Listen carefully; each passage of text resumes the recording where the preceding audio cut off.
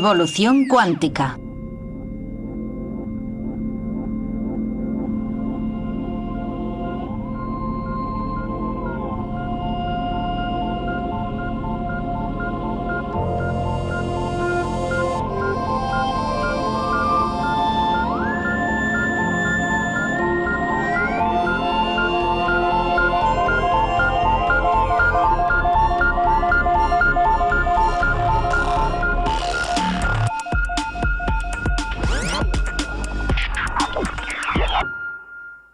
Los primeros indicios que tuvo la humanidad del universo cuántico aparecieron en 1900 con Max Planck, un físico brillante que trataba de averiguar por qué los objetos cambiaban de color al calentarse. Pero esperad un momento. Antes de llegar a la física cuántica, tenemos que saber algo de la física clásica. Primero hubo un señor muy famoso llamado Newton que, con unas pocas ecuaciones matemáticas de primer grado, describió y predijo el movimiento de los planetas. Era una idea muy potente. Isaac Newton comprendió el poder de las matemáticas. Descubrió que no solo se pueden resumir un montón de hechos o de datos en una ecuación de primer grado, sino que además podemos utilizar estas ecuaciones para predecir el futuro. Lo que descubrió es que el mundo es fundamentalmente predecible. Después, James Clerk Maxwell demostró que la electricidad y el magnetismo también pueden resumirse con tan solo unas pocas ecuaciones matemáticas. Las ecuaciones de Maxwell tuvieron una tremenda repercusión en el desarrollo tecnológico del siglo pasado, el siglo XX. Todo lo que vemos a nuestro alrededor, la televisión, los teléfonos móviles y muchas de estas útiles herramientas tecnológicas que utilizamos diariamente, son el resultado de esta tremenda revolución que inició Maxwell. Entre Newton y Maxwell, los científicos pensaban que sabían cómo funcionaba el mundo real. Las cosas orbitaban las unas alrededor de las otras y casi todo lo que se transmitía, incluida la luz, se hacía en forma de ondas como las que se ven cuando las gotas caen sobre el agua. A estas brillantes observaciones las llamaremos el mundo clásico, un mundo donde todo es previsible y resulta familiar, lo que nos lleva de nuevo a Max Planck, que nos introdujo en la era cuántica, la del láser, de los discos compactos, los ordenadores y los dispositivos de comunicación personal. Pero Planck estudiaba algo que queda muy lejos de estos dispositivos futuristas. Lo que él trataba de descifrar era el misterio de por qué los objetos cambian de color al calentarse. Y os preguntaréis, ¿por qué alguien querría estudiar algo tan... A nosotros nos puede resultar algo aburrido, pero para los físicos era muy interesante. Y si Max Planck no hubiera encontrado fascinante este tema aparentemente aburrido, puede que ahora no tuviéramos la física cuántica. Al igual que Isaac Newton había utilizado las leyes de la física clásica para describir el mundo familiar que le rodeaba, Planck también quería utilizar este método para entender por qué los objetos cambiaban de color al calentarse. Pero lo que descubrió fue que las leyes de la física clásica no funcionaban, la respuesta que daban no era válida, de modo que intentó aplicar un método completamente nuevo, un conjunto de hipótesis matemáticas nuevas, y funcionó. Consiguió la respuesta correcta. Pero el problema era que esta nueva hipótesis no se ajustaba a las leyes de la física clásica. Planck había dado una explicación muy precisa, pero que ni él mismo creía. La primera persona que se tomó en serio la idea de Planck fue un joven empleado de la oficina suiza de patentes, Albert Einstein, a quien nadie conocía en aquel momento. Einstein descubrió algo que Max Planck no podía creer, que la luz no es solo una onda continua que a veces se comporta como una partícula. Es lo que los físicos llaman la dualidad onda-partícula. Uno de los mayores logros intelectuales de Albert Einstein, por el que obtuvo un premio Nobel, fue darse cuenta de que la luz actúa como si llegara a fragmentos, a pedazos, a cuantos. Los cuantos de luz se llaman fotones. La sospecha de este hecho surgió anteriormente en la obra de Max Planck, pero para él era solo un artificio matemático. Einstein se dio cuenta de que no se trataba de matemáticas, sino de física, y gracias a ello se pudieron extraer consecuencias y demostrar experimentos que no podían explicarse con las ondas. La obra de Einstein marcó un punto de inflexión en el desarrollo de la física moderna. En 1913, Niels Bohr comenzó a aportar datos a la teoría cuántica al explicar la estructura del átomo usando estas ecuaciones de primer grado. Bohr fue capaz de explicar las propiedades de los átomos utilizando la mecánica cuántica. Para ello utilizó un modelo conocido como el modelo planetario, que es similar al de la Tierra, que gira alrededor del Sol, donde en el caso de los átomos los electrones giran alrededor del núcleo. Las matemáticas de Bohr mostraron que los electrones no orbitaban alrededor del núcleo de un átomo como los planetas que orbitan al Sol. Solo podían girar alrededor del núcleo a ciertas distancias concretas, lo que los físicos cuánticos denominan distancias discretas o cuantificación. Y esto resultó inquietante para una generación de físicos que habían sido educados en la noción de que las cosas cambian ligeramente. Por ejemplo, la forma en que la Luna gira alrededor de la Tierra y la Tierra del Sol. Pero la teoría de Bohr suponía que los electrones se comportaban como partículas. Hasta que no apareció el físico francés Louis de Broglie, no se demostró que las órbitas atómicas pueden explicarse suponiendo que los electrones, que normalmente se consideran partículas, también pueden comportarse como ondas. Pero estos postulados no explicaban todo el fenómeno y el enigma cuántico consistía en unos puntos desconectados que iban de Planck a Einstein, luego a Bohr y finalmente a de Broglie. Hacía falta una teoría para conectar los puntos y aclarar cómo una onda podía actuar como una partícula y viceversa, y explicar así el misterio de la dualidad onda-partícula de la luz y la materia. En 1925, Erwin Schrödinger formuló la famosa ecuación que lleva su nombre. La ecuación de Schrödinger sentó las bases de lo que terminó siendo una teoría completa de la mecánica cuántica. Y esta nueva teoría no solo dio a los científicos una receta universal para comprender todos los fenómenos cuánticos anteriores, sino que también les proporcionó una manera sistemática de explorar el mundo atómico para encontrar los efectos cuánticos nuevos e inesperados. En definitiva, la teoría cuántica supuso para los científicos lo que probablemente sea la teoría más exacta y más potente jamás concebida por la humanidad. Si bien el descubrimiento de la teoría cuántica fue enormemente útil como herramienta científica e hizo posible muchas de las tecnologías de hoy en día, en realidad planteó más preguntas que respuestas. Muchas de estas preguntas las ilustra el famoso experimento de la doble rendija, que incluso hoy en día les acelera el pulso a los físicos. El experimento de la doble rendija es en realidad una metáfora para explicar la dualidad onda-partícula. En la física clásica tenemos ondas, como las sonoras o las electromagnéticas, y también tenemos partículas como las bolas de billar. Pero a partir de la mecánica cuántica, una partícula como un electrón a veces también puede comportarse como una onda. El experimento de la doble rendija es muy emocionante para los físicos y muy fascinante para todos los interesados por la mecánica cuántica, porque contiene la esencia de la mecánica cuántica.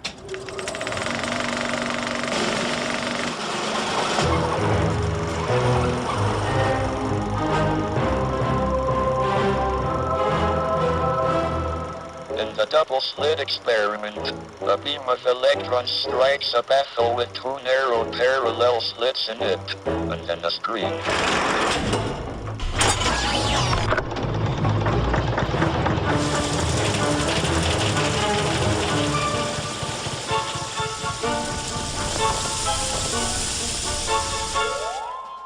Cuando hacemos este experimento con las luces encendidas, no ocurre nada inusual. Los electrones forman el mismo patrón en la pantalla que se esperaría de una bolita de papel mascado, de un chicle o incluso de un tomate. Pero cuando apagamos las luces, sucede algo sorprendente.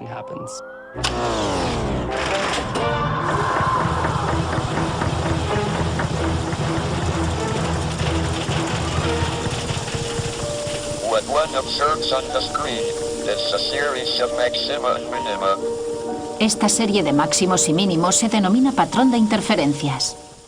Los máximos son los sitios donde se acumulan los electrones. Los mínimos son los lugares que evitan. El patrón de interferencia es lo que esperaríamos ver al enviar ondas, no partículas, a través de la doble rendija.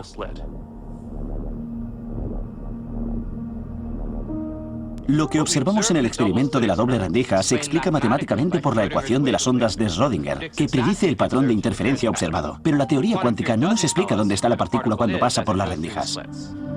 The essential difference between classical and quantum physics is that in classical physics one can predict both the positions and the velocities of particles, whereas in quantum theory one can't predict either. ¿Por qué es diferente el patrón de la pantalla según esté la luz encendida o apagada? En la física clásica, estamos acostumbrados al universo que funciona independientemente de que nosotros lo entendamos o no. Podemos observarlo, pero nunca cambia. Funciona según sus propias normas. Pero este no es el caso de la mecánica cuántica, donde si observamos algo, cambia su comportamiento. Pero ¿cómo es posible que en el mundo cuántico, solo por medio de la observación, podamos afectar el modo de comportarse de algo? En nuestro día a día, observar solo significa mirar, es una actividad pasiva. Pero hay que recordar que la observación siempre requiere luz, y en el mundo cuántico la luz viene en fragmentos llamados fotones. Para verlo, vamos a apagar las luces del cine de nuevo y ver exactamente lo que quieren decir los científicos cuando usan las palabras observación y medición. Para observar cómo pasan los electrones por las dos rendijas, hay que arrojar luz sobre ellos, pero al hacerlo los fotones pueden causar que los electrones se comporten de un modo diferente. En este caso, los fotones hacen que los electrones se comporten como partículas, por lo que el patrón de interferencia en la pantalla desaparece. Y ahora que sabemos lo que pasa cuando las luces están encendidas, la pregunta es, ¿qué pasa cuando las luces están apagadas? Sobre esta cuestión los científicos tienen diferentes opiniones y algunas teorías impactantes. Del experimento de la doble rendija se desprende que mientras un objeto cuántico no se mide o no interacciona mucho con su entorno, por lo general no tiene una posición definida.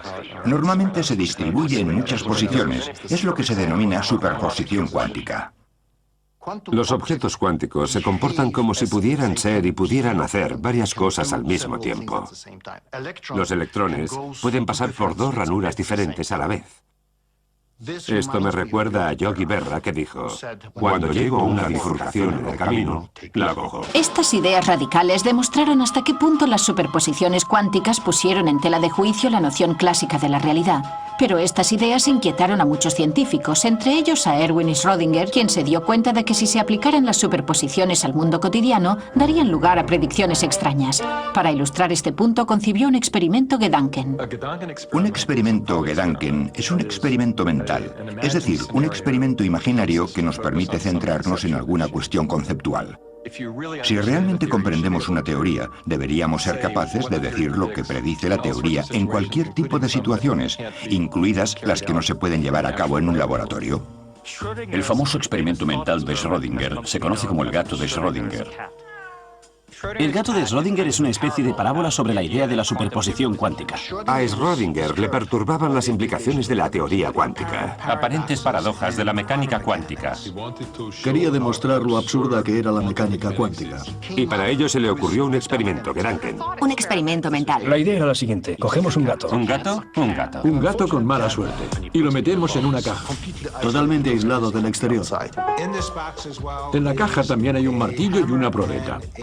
Llena de cianuro. Cianuro.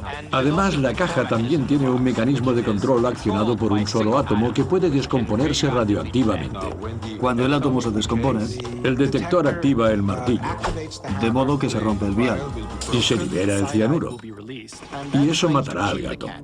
Y el gato morirá. Y si no se emite la partícula, no se libera el veneno y el gato no muere. Ahora supongamos que después de, digamos, una hora, hay una probabilidad del 50% de que el contador Geiger haya detectado algo.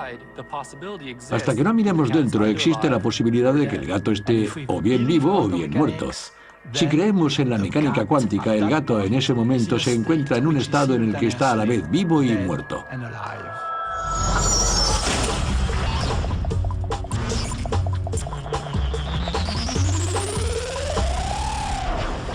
Lo que Schrödinger quería demostrar es que es absurdo pensar que el gato esté al mismo tiempo vivo y muerto solo porque sea descrito por una superposición.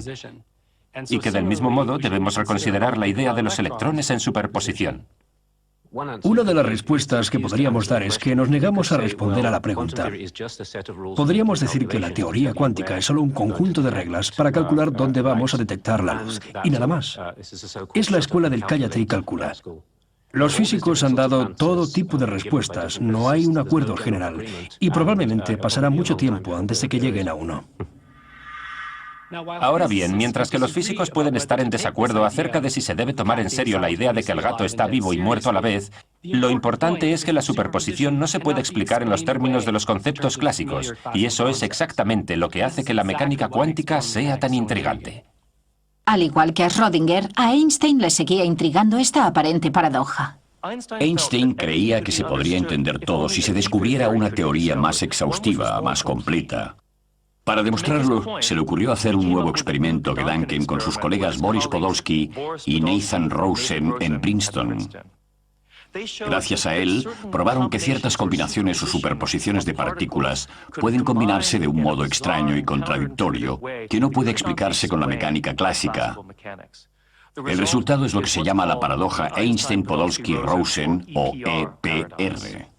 La tesis en sí resultaba difícil de entender para las personas de a pie y quizá incluso para los científicos. ¿Listo? Vale.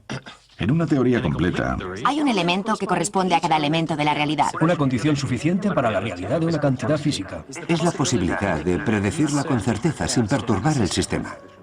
De modo que, o bien la descripción de la realidad proporcionada por la función de onda de la mecánica cuántica no es completa, o bien estas dos cantidades no pueden tener una realidad simultánea. Por lo tanto, la conclusión a la que llegamos es que la descripción de la realidad proporcionada por una función de onda no es completa.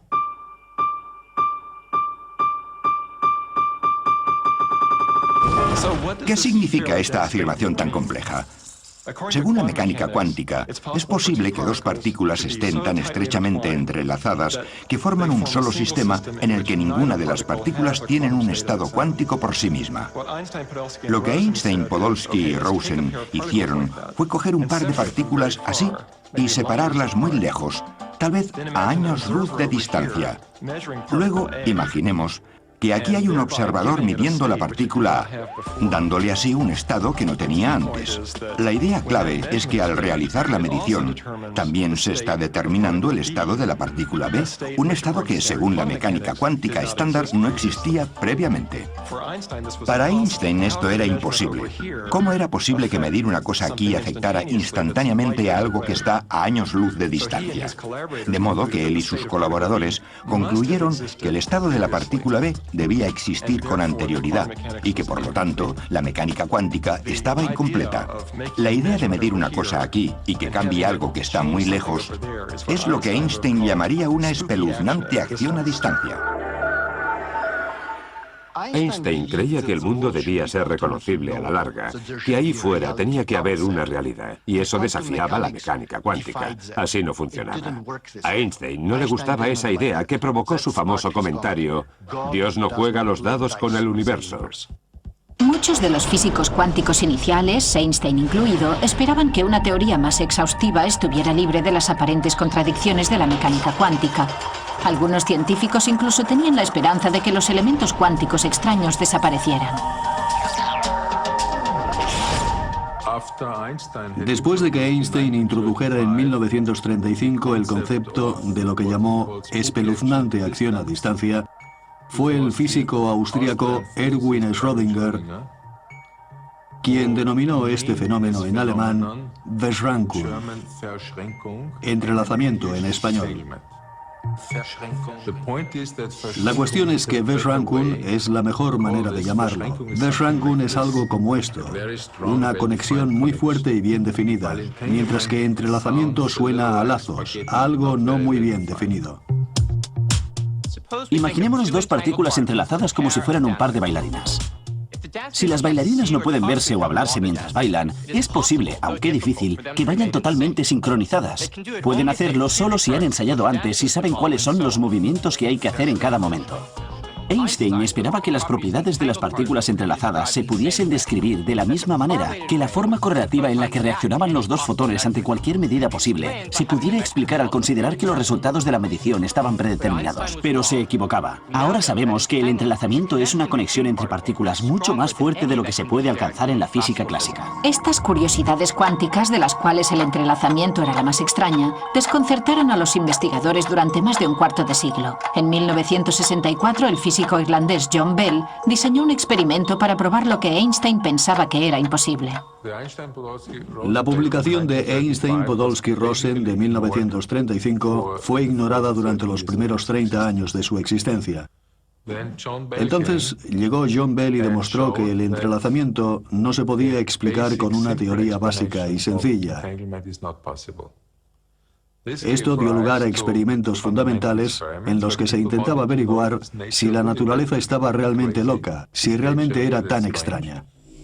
La publicación de la teoría de John Bell sobre el entrelazamiento coincidió con el desarrollo del láser que posibilitó estos experimentos. Cuando leí el artículo de John Bell, descubrí lo que era el entrelazamiento y me pareció absolutamente fascinante. Para mí fue toda una revelación, algo así como amor a primera vista. El artículo explicaba que el gran debate entre Einstein y Bohr sobre la base de la mecánica cuántica se podría resolver por medio de un experimento. Yo era el experimentador y quería participar en la solución de ese debate. El experimento se basa en producir pares de fotones que volarán en dirección opuesta y luego, cuando estén a 12 metros de distancia el uno del otro, medirlos exactamente en el mismo instante. Y la idea es que las dos mediciones separadas por 12 metros deben ser independientes del concepto de relatividad. Con eso quiero decir que lo que mido por un lado no debería poder influir en el resultado de la medición en el otro lado. Ese es el punto esencial. La relatividad espacial nos dice que nada puede viajar más rápido que la luz, lo que significa que lo que hago aquí no tiene tiempo para llegar hacia el otro extremo del experimento. Y para eso era necesario que yo pudiera cambiar la orientación de los polarizadores en pocos nanosegundos. Conseguir hacerlo era crucial para el experimento. Y lo que hice fue medir la polarización de cada fotón. Los fotones se pueden polarizar vertical, horizontalmente o en diagonal a 45 grados. Pero la pareja de fotones entrelazados con resonancia paramagnética electrónica están polarizados al mismo tiempo vertical y horizontalmente. Es algo muy extraño.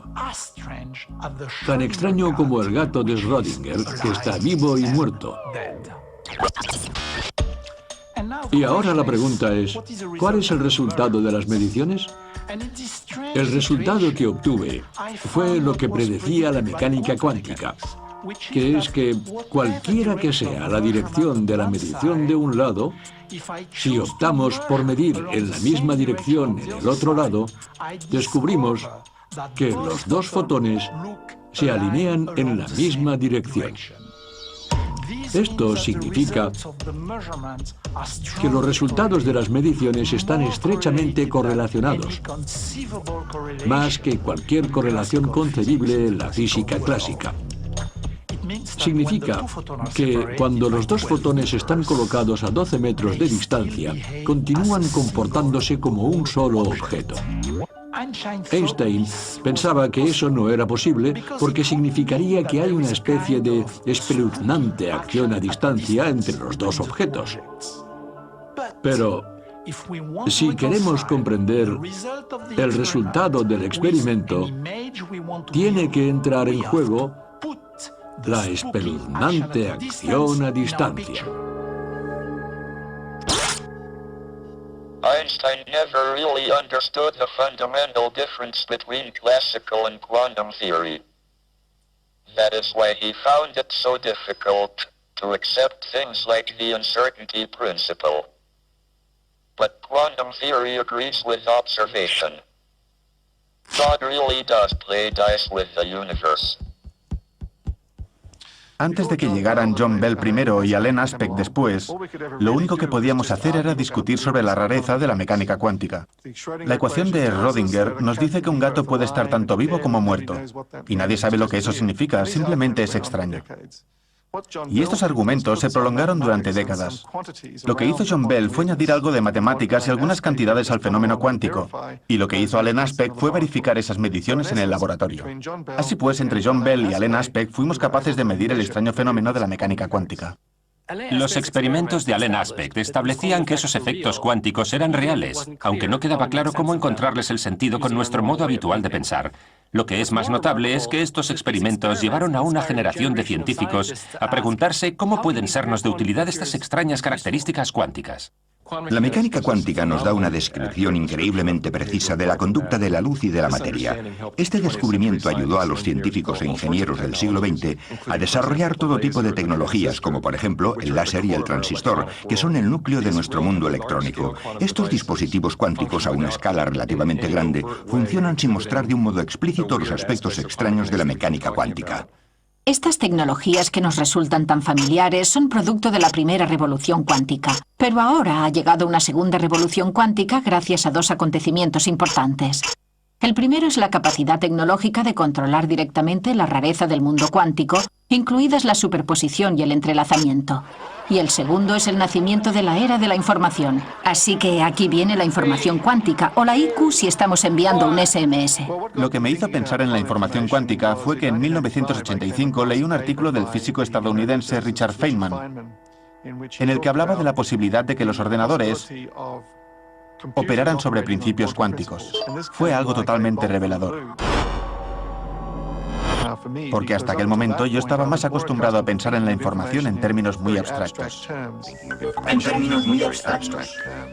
En el mundo cotidiano nos resulta difícil separar la idea de la información del contenido y el significado. Pero podemos hacernos una idea de por qué la información es física, si pensamos, por ejemplo, lo que haríamos si se nos pidiera que señaláramos una información. Siempre señalaríamos un pedazo de papel con algunas notas, aunque también una fibra óptica o un disco duro. En el caso del disco duro, vemos que la información tiene realmente un contenido físico. Si queremos guardar información en, digamos, un disco duro de 100 gigabytes, tenemos que pagar un dinero. Tenemos que ir a comprarlo. El hecho de que haya una cantidad física por la cual pagas un dinero nos dice que en realidad la información es física. Por ejemplo, yo estoy hablando con vosotros ahora y la información se transmite mediante el sonido. Podría escribir una carta y la información se almacena en forma de tinta y de marcas sobre el papel. Una vez entendemos que la información es física, empezamos a preguntarnos si las leyes de la física limitan el modo en el que se procesa la información. O en el caso de la física cuántica nos proporciona un mecanismo completamente nuevo para procesar y comunicar la información. Información. Esto es la información y su uso adecuado puede traer una nueva dignidad a la humanidad. Ahora estaréis pensando, ¿información clásica? ¿Información cuántica? ¿Hay alguna diferencia? Sí que la hay, y todo empieza con el humilde bit. El bit es la unidad básica de la información clásica, que se encapsula en un sistema físico que puede tener dos estados, ya sea encendido o apagado, cargado o descargado, que está aquí o allí, o en términos matemáticos, un 0 o un 1. En el mundo cuántico, tenemos bits cuánticos o qubits, y estos qubits pueden estar superpuestos y estar en 0 y en 1 al mismo tiempo. Es la capacidad de manipular el mundo a ese nivel de fenómeno cuántico de las superposiciones cuánticas, lo que nos permite realizar tareas computacionales en la mecánica cuántica que son imposibles o por lo menos muy difíciles por medio de ordenadores convencionales. Nuestras tecnologías se están acercando ya a los límites de la información cuántica, y los transistores se están acercando al tamaño de un bit cuántico o qubit. Esto es lo que llamamos la ley de Moore, en honor al fundador de Intel, que predijo hace 20 años que esto ocurriría. Y de hecho, en el transcurso de los próximos 20 años, se espera que los transistores, que son el corazón de nuestros dispositivos informáticos, alcancen el tamaño de un solo átomo. La segunda revolución cuántica consiste hoy en día en ser capaces de manipular sistemas cuánticos individuales, moléculas individuales, átomos individuales o, en mi caso, fotones individuales. Hasta ahora, después de la primera revolución cuántica, hemos sido capaces de manipular conjuntos. Por ejemplo, un láser produce miles de millones de fotones, no fotones individuales, sino miles de millones. Y hoy, el hecho de que se puedan manipular y dominar cuantos individuales, como los llamamos, abre toda una nueva era de desarrollo tecnológico. Uno de los primeros logros de esta segunda revolución cuántica es la capacidad de los físicos de construir herramientas increíblemente precisas como un reloj atómico, el dispositivo para medir el tiempo más preciso del mundo. Actualmente, la precisión de los relojes atómicos es tal que si fabricáramos un reloj y lo dejáramos funcionando durante 60 millones de años, no perdería más de un segundo. Y resulta que la precisión y el control cuántico que podemos conseguir con los átomos que utilizamos para los relojes atómicos es también la base de los qubits. Si podemos controlar qubits individuales, tendremos un reloj impresionante. Si además los juntamos y controlamos las interacciones de cientos de ellos a la vez, no solo tenemos un reloj cuántico mayor, sino que además creamos un ordenador cuántico, posiblemente la invención más importante de nuestro tiempo. La informática cuántica puede considerarse una revolución en la teoría de la informática. Nosotros creemos que los ordenadores cuánticos podrán realizar ciertas tareas exponencialmente más rápido que los ordenadores clásicos. ¿Y por qué? Existe una tesis fundamental en la informática llamada la tesis de Church-Turing, que dice que todos los ordenadores normales clásicos son esencialmente equivalentes. No es que trabajen exactamente a la misma velocidad, pero sí que actúan siguiendo las mismas normas. Se comportan de manera similar. Si intentamos realizar alguna tarea con, por ejemplo, un portátil, y luego intentamos hacer lo mismo con otro ordenador, se comportan más o menos igual.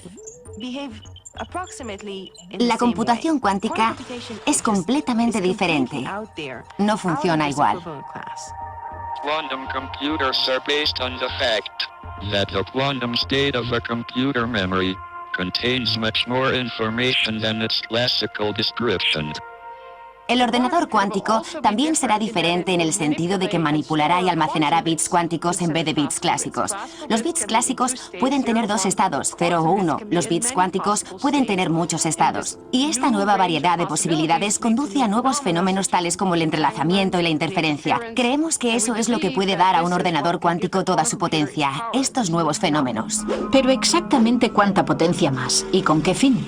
Una de las primeras aplicaciones de los ordenadores cuánticos, y una de las más útiles, es simular sistemas cuánticos.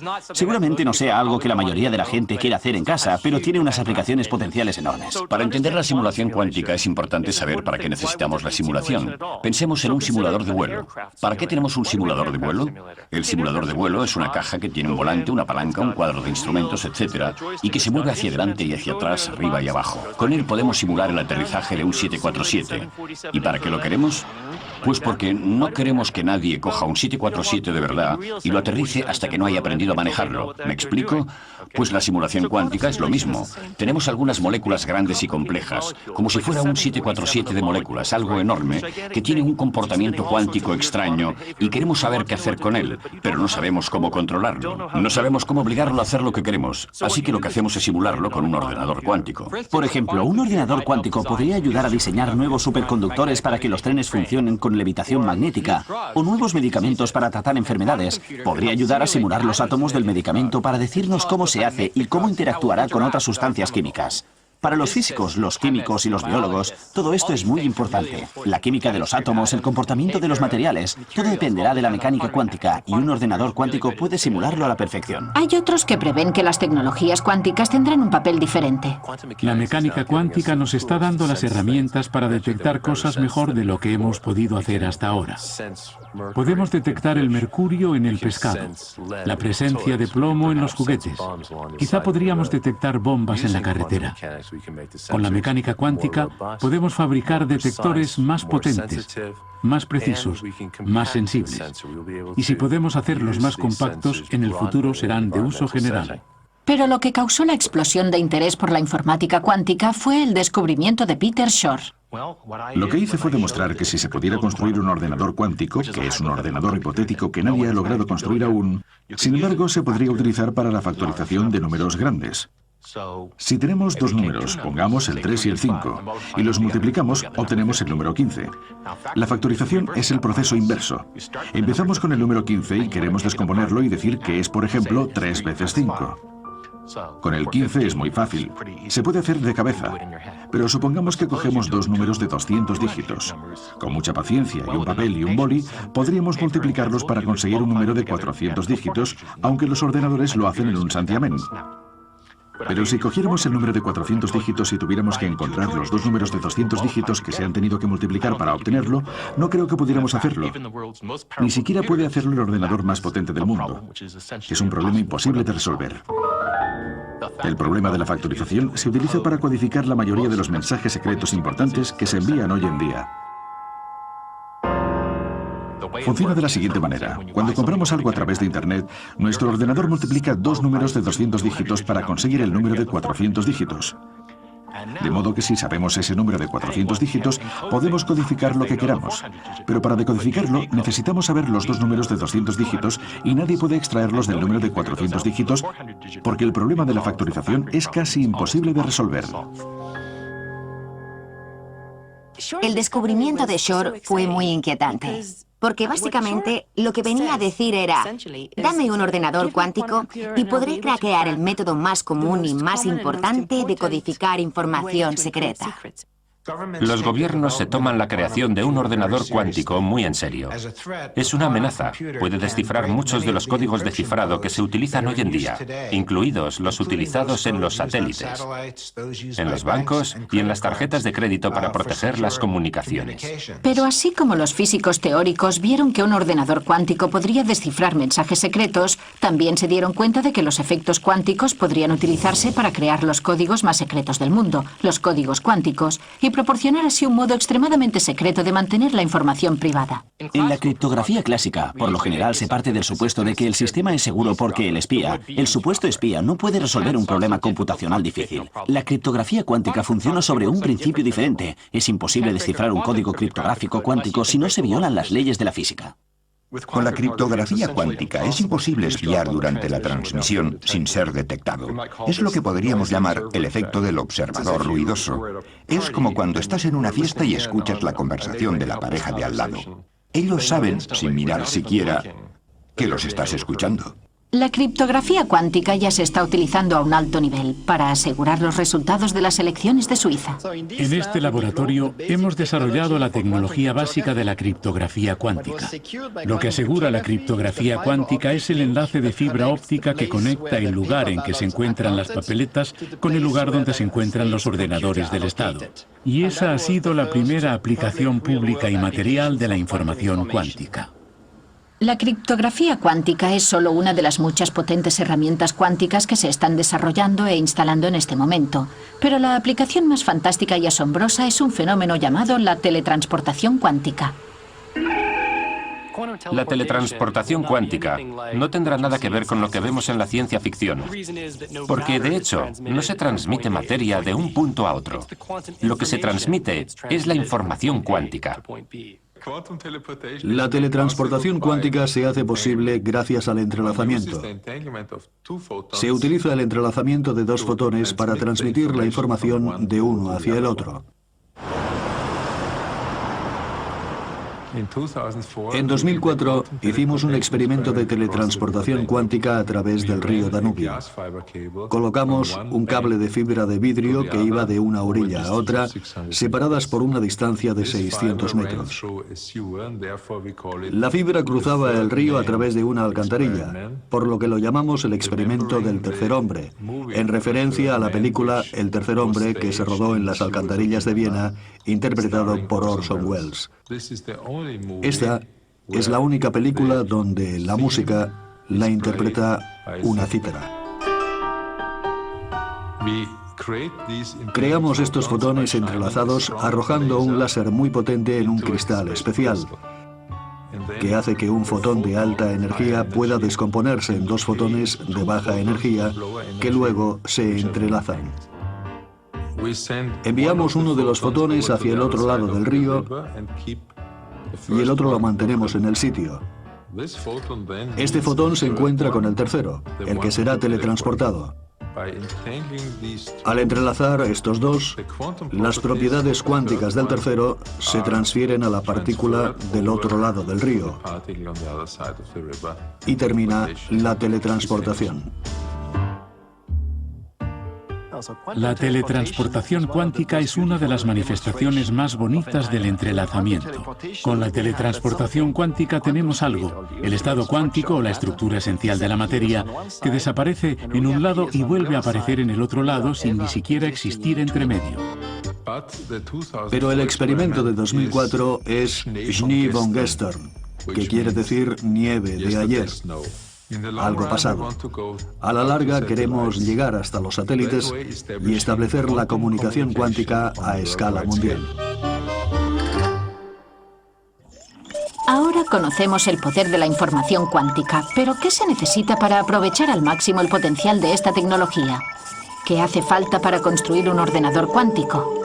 The principles of quantum computing are well understood. It is only their implementation in practice that is difficult. En principio, la construcción de un ordenador cuántico no supone ningún problema, eso está claro. Sabemos cómo juntar las cadenas de las operaciones cuánticas sobre el papel y la forma en que acabarán proporcionándonos un ordenador cuántico. El problema está en trasladarlo al hardware real. No sabemos qué aspecto tendrá un ordenador cuántico, porque aún no tenemos ninguno. Tenemos un modelo teórico y estamos buscando y haciendo pruebas con los dispositivos físicos que pueden poner en práctica nuestro modelo teórico. Un ordenador cuántico requiere el mantenimiento de superposiciones cuánticas para que funcione correctamente. Al igual que en el experimento de la doble rendija, donde la superposición y el patrón de interferencia resultante en la pantalla se perdían si el electrón se observaba o se medía de alguna manera, el ordenador cuántico deriva su potencia especial del mantenimiento a gran escala de todas las superposiciones de los qubits. Esto significa mantener el ordenador cuántico muy bien aislado de su entorno y protegido de interacciones no deseadas hasta la finalización del cálculo, y eso es algo muy difícil de hacer. La principal dificultad de construir un ordenador cuántico es mantener su estado cuántico, y eso significa mantenerlo completamente aislado. Los sistemas cuánticos tienen una característica enojosa, y es que cuando difunden la información sobre ellos mismos, dejan de ser cuánticos. Por eso, el aislamiento es uno de los problemas clave en la construcción de ordenadores cuánticos. Los objetos cuánticos o físicos grandes se componen de miles de millones de partículas. Cada una de estas partículas es una partícula cuántica, pero cuando se juntan un gran número de partículas, cada una de estas partículas interactúa con el entorno. En los sistemas cuánticos, el entorno se refiere a todas las cosas que rodean el sistema de partículas cuánticas, como el polvo o los campos magnéticos, la radiación, cualquier cosa que pueda provocar un comportamiento no deseado en el sistema que se está tratando de controlar. Los estados de superposición son muy difíciles de conservar. En el laboratorio del Dr. Wineland, los qubits se almacenan en una trampa de iones. La analogía de la trampa de iones con la canica en el cuenco es la siguiente. Imaginemos que la canica es el átomo y el cuenco es la trampa, la forma de sujetar los átomos. Y una cosa que podemos hacer es poner la canica en una órbita circular alrededor del centro del cuenco. Y eso es lo que podemos hacer también con los átomos. En el caso de la canica y el cuenco, la canica estará unas veces a la izquierda y otras a la derecha. Pero lo extraño de los sistemas cuánticos, que nos permite hacer qubits, es que podemos poner el átomo en un estado de superposición en el cuenco, en la trampa, de modo que no esté unas veces a la izquierda y otras a la derecha, sino que esté al mismo tiempo a la izquierda y a la derecha. La analogía con el gato de Schrödinger es que podemos crear situaciones en las que tenemos una superposición de todos los átomos apuntando en una dirección y en la dirección contraria al mismo tiempo. ¿Y qué aspecto tendría un ordenador cuántico? Detrás de mí se ve un prototipo de un ordenador cuántico. Está hecho con un imán muy potente, compuesto por un material superconductor, bañado en helio líquido a unos 266 grados centígrados bajo cero. Los qubits están compuestos de pequeños imanes en el interior del núcleo de los átomos.